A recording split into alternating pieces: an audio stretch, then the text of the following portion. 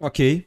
Então vamos dar uma olhadinha na arte da Celina Pacheco. Ela disse assim: Oi, Marco. Finalizei essa arte recentemente e queria ouvir o que você me diz sobre a pintura, principalmente das tranças. Já agradeço. E vamos dar uma olhadinha então. Eu quero dar uma olhada antes também nas outras artes que você faz, Celina, porque eu queria entender um pouco a sua evolução e o contexto, né, daquela arte.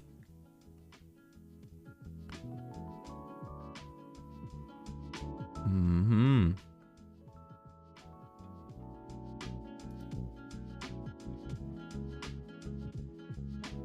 Que legal.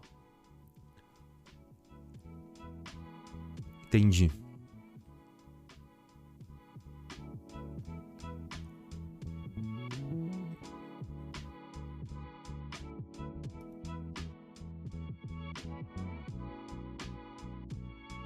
Certo.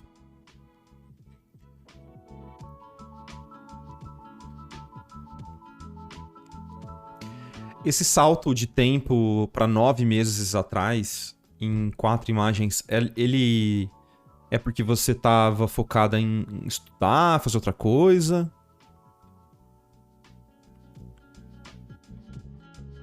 Pode crer. Bem legal. Então eu já entendi mais ou menos a sua proposta.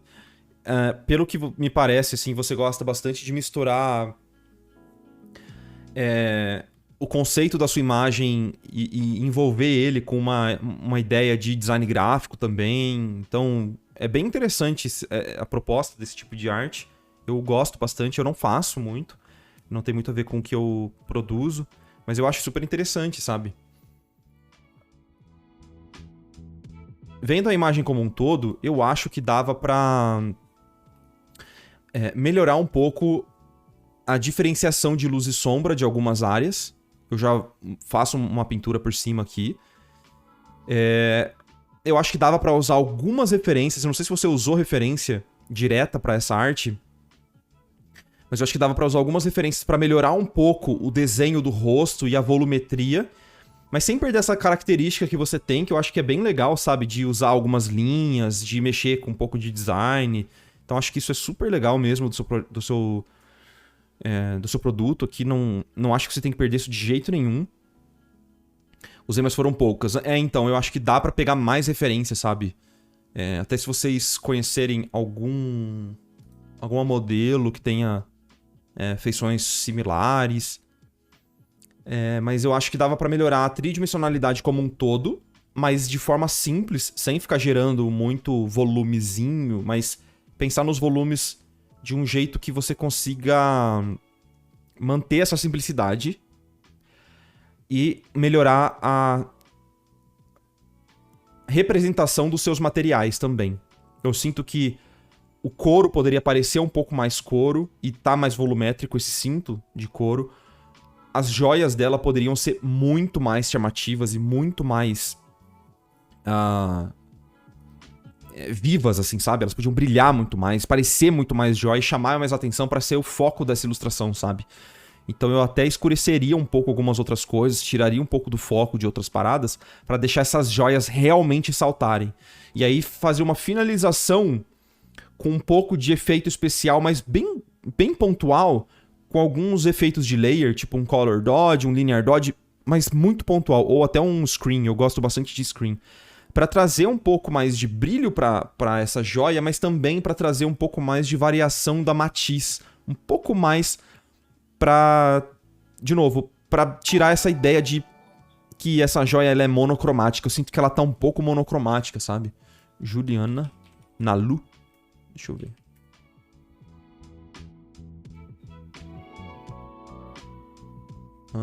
Pode crer, pode crer. Namorada de Kanye West. Mas lembra mesmo, lembra mesmo. Então vamos pegar uma ref dela. Rapidinho, só escolher uma referência aqui.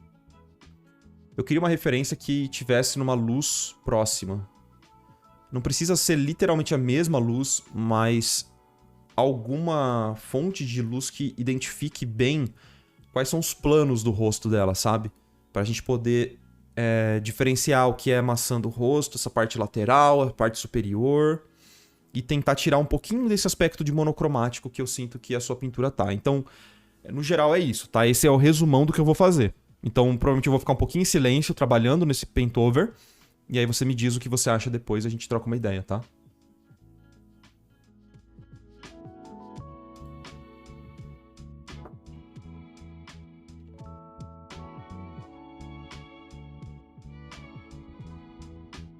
Ó, acho que essa referência é uma ótima referência. E até nessa própria foto dá pra ver bem a diferenciação de cor dos planos que estão sendo iluminados. Ela tá bem brilhante, né? Nessa foto. Eu acho que fica muito interessante, eu acho que fica super lindo. Se tivesse a pele dela um pouquinho mais brilhante do que tá, porque parece mais... Fica um dourado, bem lindo, sabe? Então acho que dava pra deixar um pouco mais brilhante. E alternar também. Tá vendo como essa luz é mais fria? Ela parece quase um azul iluminando, que no caso seria o céu, né? Iluminando essas áreas que estão mais oleosas, né? Mais brilhantes. E ó, a diferenciação de cor. Eu acho que isso fica super interessante, esse passeio na matiz, ó, tá vendo? Então vai de um amarelo saturado claro para um laranja mais saturadinho nas áreas escuras, para ela parecer dourado. E nas áreas de sombra, olha como a sombra dela não é cinza. Percebe como a sombra dela tá bem saturada? Que é como se a luz tivesse batido no peito dela e voltado para iluminar essa área toda da parte inferior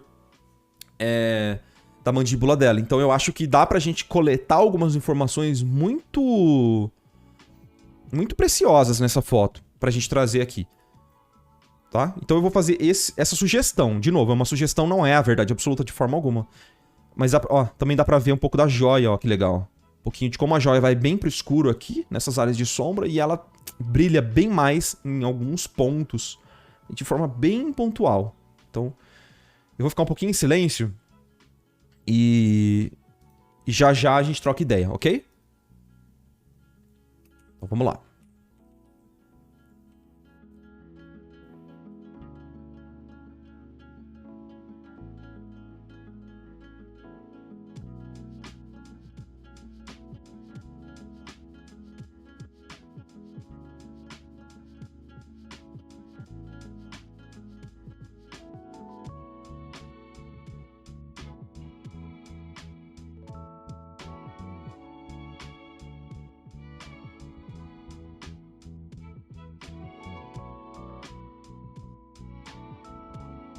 Só um adendo, assim, ao que eu falei que eu ia ficar em silêncio, né? Mas eu queria só fazer um pequeno adendo, que é o seguinte.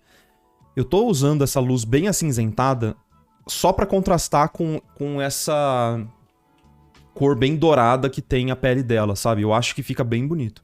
É como se eu estivesse iluminando ela com uma cor mais fria, né? Do que a sombra. Então a gente inverte o esquema clássico, que é luz quente e sombra mais fria, a gente inverte deixando a sombra mais quente e a luz fria, tá? Então essa que é a ideia por trás dessa pintura, tá? Não é sempre que você vai fazer isso ou conseguir fazer isso, mas eu acho que nesse caso específico aqui poderia ficar bem interessante, então é um teste que eu tô fazendo, tá?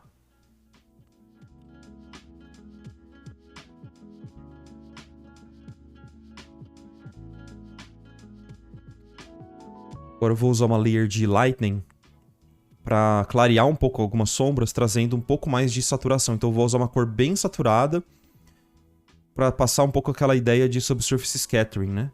Bem de leve, que é onde a luz ela tá entrando na pele da pessoa e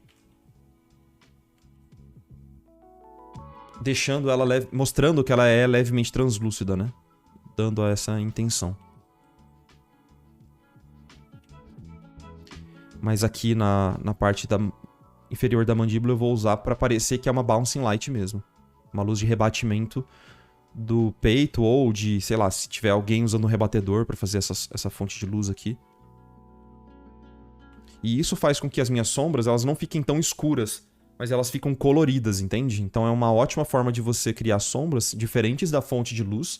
Então ela tá bem mais quente que a fonte de luz, mas ao mesmo tempo eu tô Eu não preciso usar valores tão escuros assim, sabe? Ó, continua um valor super único, sem muita variação, mas ela gera interesse também, porque tem variação de matiz, né?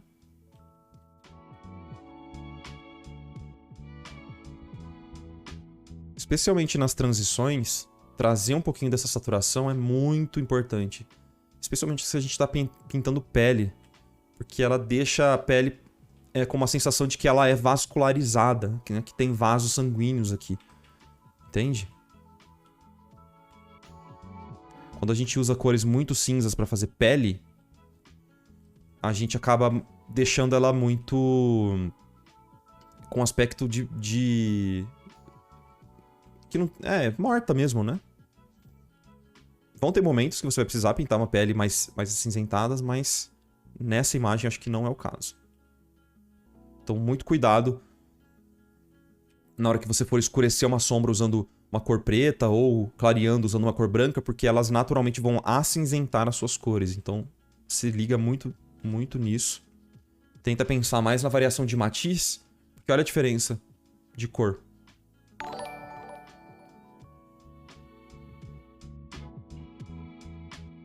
Agora, depois que eu fiz isso, eu posso trazer uns tons mais escuros de oclusão, onde a luz realmente não bate e a gente precisa de um pouco de forma. E para isso eu vou usar uma cor, um marrom bem saturado. Só para trazer de novo esse recorte da mandíbula, bem de leve.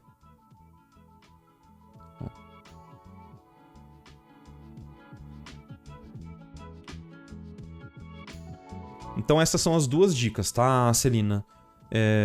Eu vou fazer um pouco desse trabalho no resto, mas essencialmente essa seria a minha dica. Pensa nessas transições de cor, não só claro e escuro, mas em toda essa gama que dá pra você usar e, de preferência, fazendo um estudinho, sabe? Pensa sempre nessa transição de uma cor talvez mais acinzentadas para uma matiz específica. Você muda a matiz e satura. Desse jeito você ganha muito alcance nos seus valores também, ó. Você guarda os seus valores, ó, para áreas que você realmente precisa, tá? Então agora eu vou voltar pro meu silêncio e vou continuar aqui a pintar pro resto da imagem. Fazer esse mesmo trabalho que eu fiz no rostinho, tentar fazer um pouco mais no resto.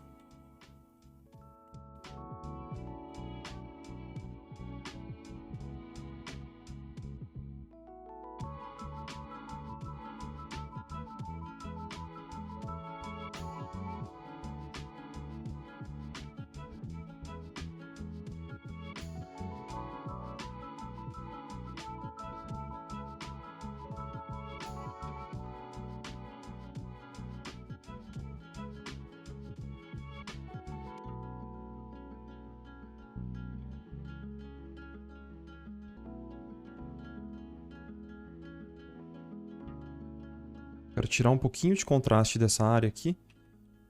Porque eu não quero chamar tanta atenção para as pernas dela. Eu quero chamar atenção para as joias. Então eu vou só deixar bem levinho essa luz mais desaturada e bem mais espalhada. Então bem mais suave.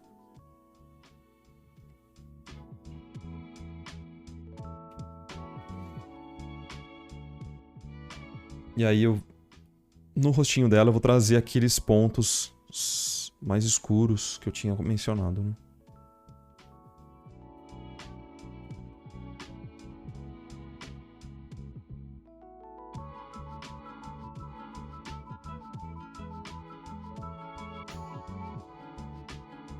O motivo de eu usar um laranja, um marrom bem saturado é que na transição ele não perde tanta qualidade da cor, tá vendo? Que ele mantém um pouco dessa transição saturada que a gente aprecia tanto aqui, ó.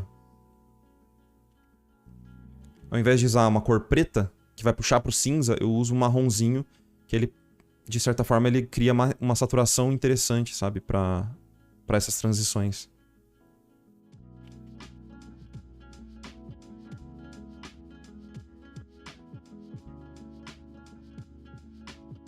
Aí aqui no colar, eu vou criar umas transições um pouco mais contrastadas.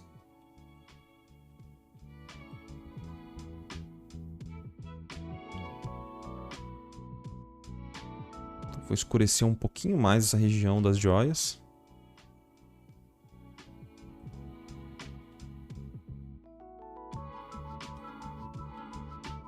Onde a luz não bate, realmente eu vou escurecer bem com uma oclusão.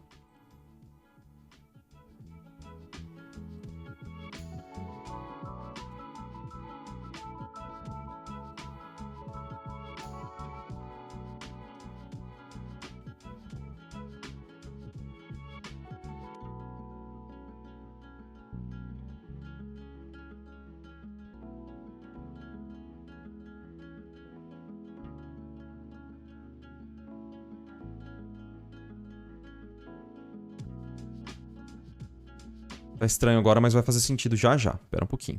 Tenha paciência comigo.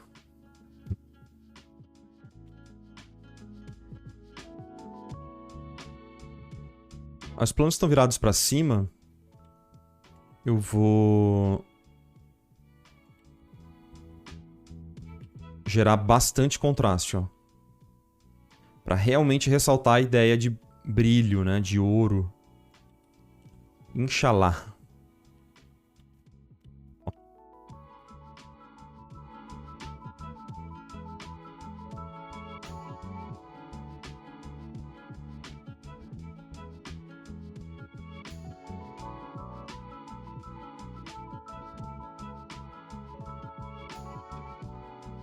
Até a minha mãe veio ver o Marco mexendo no meu desenho. Oi, mãe da Celina, tudo bem?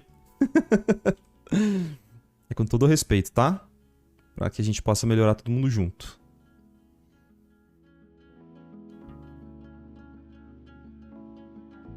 Mas ó, lembrar sempre, os planos estão voltados pra cima.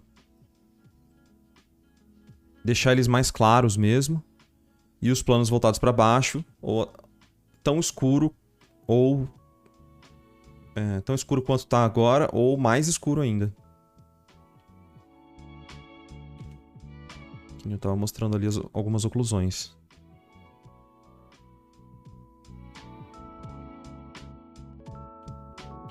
E aí o que eu tinha comentado era de que daria pra trazer um pouco de alguns efeitos mais exagerados, sabe?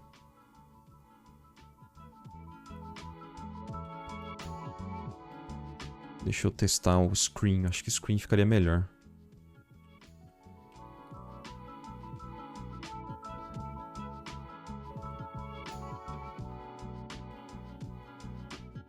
Só pra gerar um pouco mais de brilho em algumas áreas. Acho que ficaria bem bonito, sabe?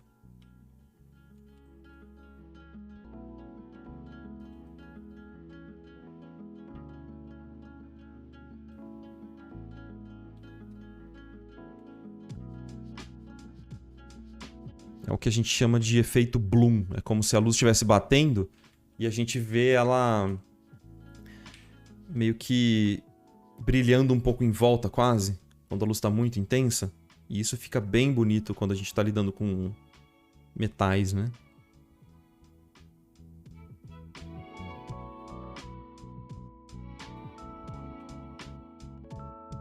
Olha a diferença que dá.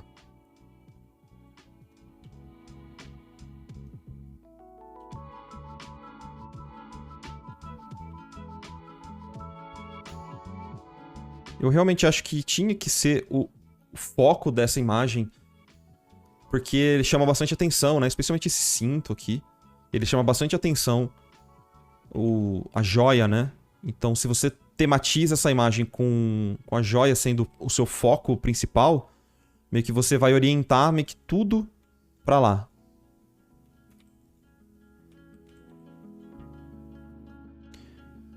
Ok?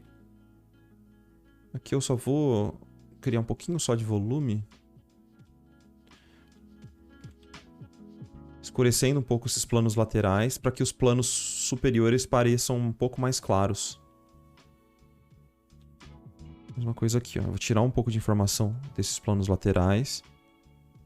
Tudo que está virado para o lado. Para deixar brilhando apenas os planos superiores, ó.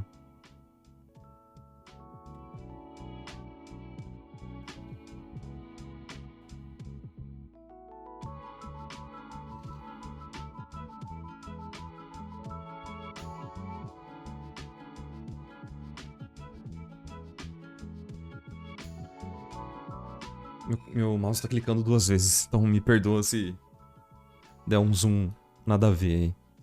Mas ó, então esse aqui seria o antes e depois do que eu comentei, ó. Dá uma olhada. Vê se faz sentido pra você.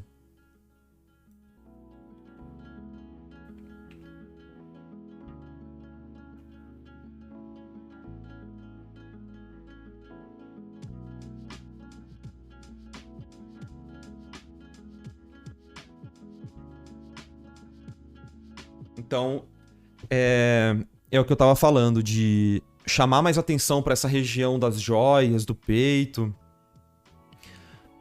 Tratar a pele com mais subsurface scattering, que é aquela ideia de você entender que a luz ela não só é refletida pelo rosto, mas ela incide sobre o rosto e ela explode aqui dentro, a luz explode dentro do nosso rosto, então gera essas pequenas saturações que dá essa sensação de translucidez para a pele e de que as áreas mais próximas dessa região do nariz, da maçã do rosto, elas são bem mais vascularizadas do que o resto do rosto. Então elas ficam um pouco mais avermelhadinhas, mais laranjas. Então você pode trazer essas transições mais saturadas que enriquece bastante a imagem e acho que acaba que você não precisa usar tanto contraste e criar pequenas formas com claro e escuro, né, da mesma cor. Você consegue trabalhando com essas diferenciações de cor e saturação, você já gera bastante volume, não precisa de tanta mudança de valor, assim, tá? E aí a gente inverteu um pouco a lógica, criando uma luz bem fria, porque eu acho que essa imagem pedia e a nossa referência mostrou que funciona super bem, né?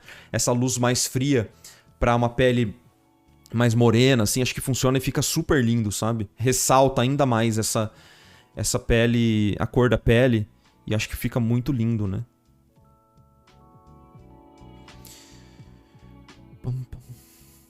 Eu tenho uma dificuldade em fazer elementos do desenho parecerem um só. Eu não sei se entende, tipo, a pele não conversar muito com o maiô. Eu procuro fazer todas as sombras meio que na mesma matiz, para evitar que fique um Frankenstein.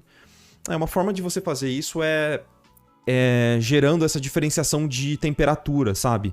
Então, mantendo uma temperatura... Mesmo que a cor não esteja exatamente igual, não esteja exatamente correta, digamos assim. Você manter a temperatura da luz fria na luz, né? E na sombra mais quente, você já vai gerar essa coesão. Então aqui pode parecer um pouco que o maiô está recortado, mas se você esfriar um pouco mais essa área de luz aqui do maiô, você já gera essa sensação de que talvez elas estejam realmente na mesma luz e que tá tudo certo, saca? Então pegar isso aqui, criar uma fonte de luz mais desaturada e para dar esse aspecto de cor fria pro maiô, ó, talvez já ajude um pouco nessa ideia de que está recortado. Então isso é um pouco da comparação de temperatura, né? Então se elas seguirem a mesma fonte de luz e a mesma temperatura, pelo menos a comparação, né, de temperatura, já vai parecer que elas pertencem ao mesmo espaço. Ok? Ó.